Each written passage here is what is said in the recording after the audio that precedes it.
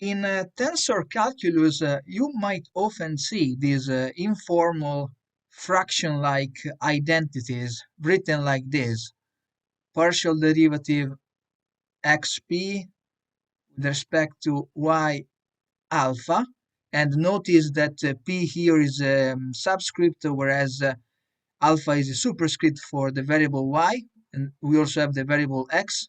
So you might consider different reference frames in which in one frame you have x alpha, and usually they are labeled with upper indices, unlike this one, but I will explain what I mean with the lower index there.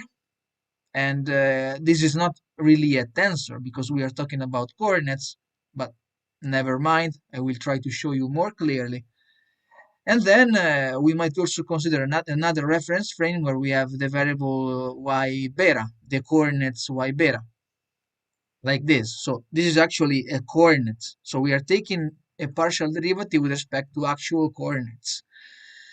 We can show that this is equal to, in a quite informal way that we have to justify, and we also have to explain, as I said, what I mean by this.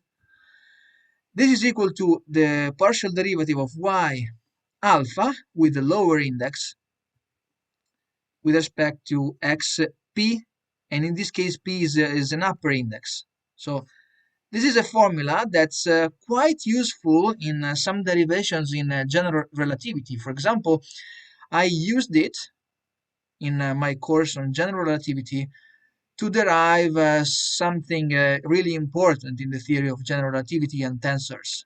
And in particular, I'm thinking about the Christoffel symbols.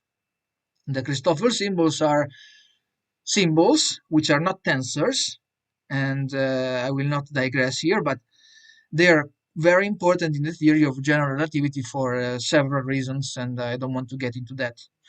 So in here, I just want to talk about this kind of objects and this kind of equality and how to interpret those symbols. So at first, they might seem a little sketchy because y alpha with the lower index is not a coordinate. And similarly, x beta with the lower index is not a coordinate. But the good news is this: the idea behind them is legitimate, and this is just some shorthand. So let's start from the infinitesimal element ds, which is the infinitesimal length element that we have usually in general relativity. The square of this element can be written like this. So we are going to think that the coordinates x alpha are local coordinates. So in local coordinates, this means basically that we can write the metric tensor as the Lorentz metric tensor, era mn. So you might also use mu and nu if you want. I'm using m and n. They can range from 0 to 3. dxm, dxn. But the same length element squared is the same if we view it from the coordinate system where we use the variable y. So this is equal to g alpha beta. So these coordinates are not local anymore. That's the assumption. So we have a generic metric tensor, and then we have dy alpha, dy beta.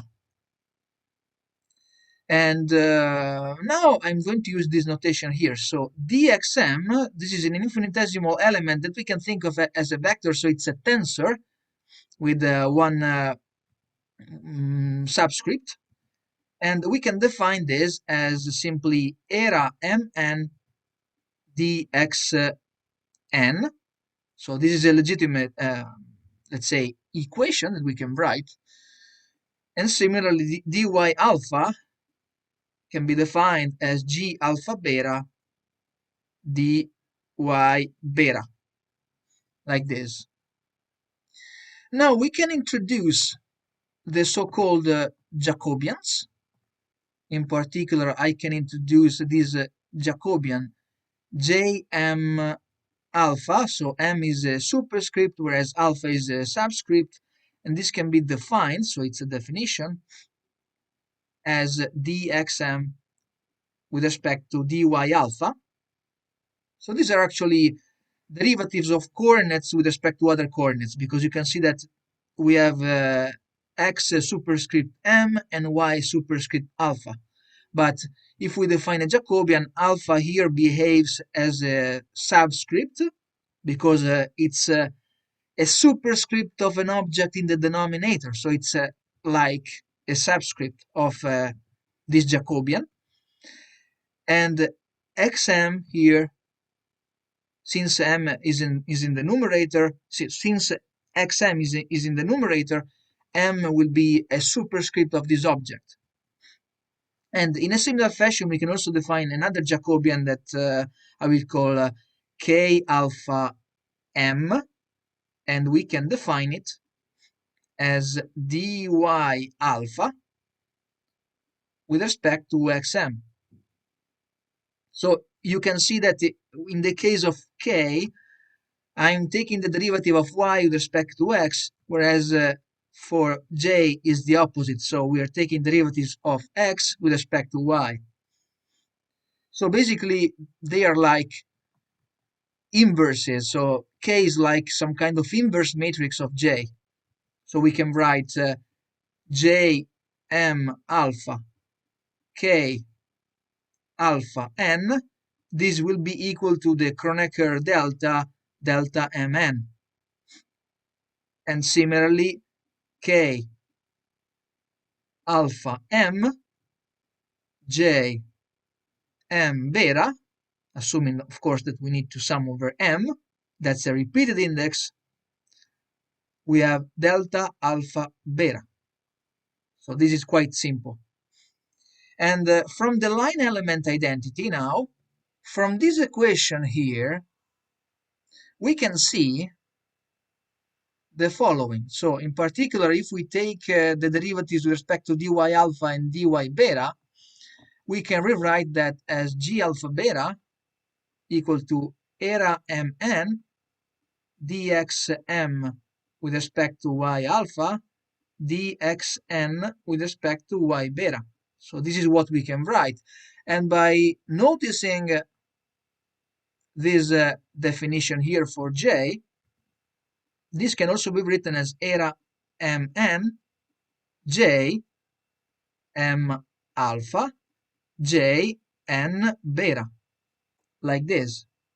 So here's the key step that explains the informal notation, basically. We can multiply this equation here by k, by the matrix k, so by k beta p, so we can use these two indices, beta and p, both sides, of course, so we have g alpha beta k beta p, and that's equal to the same here multiplied by k beta p. And when we multiply by k beta p, we will have to multiply this j and beta by k beta p, and we can sum over beta. So basically we can use this formula here, and that will give us a Kronecker delta. So we can write era mn jm alpha, and then we have delta np, like this. So basically it's as if we can replace this n with p. We can cancel delta np, we can change this n to p. Simple as that. So this is actually very simple and easy to follow, right? And now we simply have to remember to remind ourselves what k and j are. So k are derivatives of y with respect to x, and j are derivatives of x with respect to y. So basically we can rewrite this as g alpha beta, and then we have derivative y beta with respect to xp, and this is equal to era mp derivative of xm with respect to y alpha, like this. So now, basically, we can compress this formula into a nice looking, let's call it mnemonic. So we can rewrite this as dy alpha with respect to xp. So you can see that I have lowered this index, considering that we will have something that in here only contains alpha as a subscript. And similarly here we can rewrite this as dxp with respect to dy alpha, like this. So this is a formula that is actually informal in the sense that this is not really rigorous. The rigorous one is this one. So this is how we have to interpret the formula that I have written here. So for example, in the course on general relativity, I did not really do the rigorous derivation. So I made some simplification simply to try to help form the intuition in a student. So if a teacher of general relativity sees this in a decontextualized manner, they of course might think that the formula is completely wrong, when actually we are attaching a precise meaning to what we are writing here. And something like this was used by myself to derive, as I said, the Christoffel symbols, which is actually something very, very important in general relativity. And often the properties of Christoffel symbols are actually quite, well, I wouldn't say not understood, but I would say that the mathematics of those symbols are quite nasty, and they prevent you from seeing what's actually underneath them. So I would call it quits for this video. This is just something that hopefully can help you understand a bit more the formal and informal symbols that we use in courses like general relativity or tensor calculus.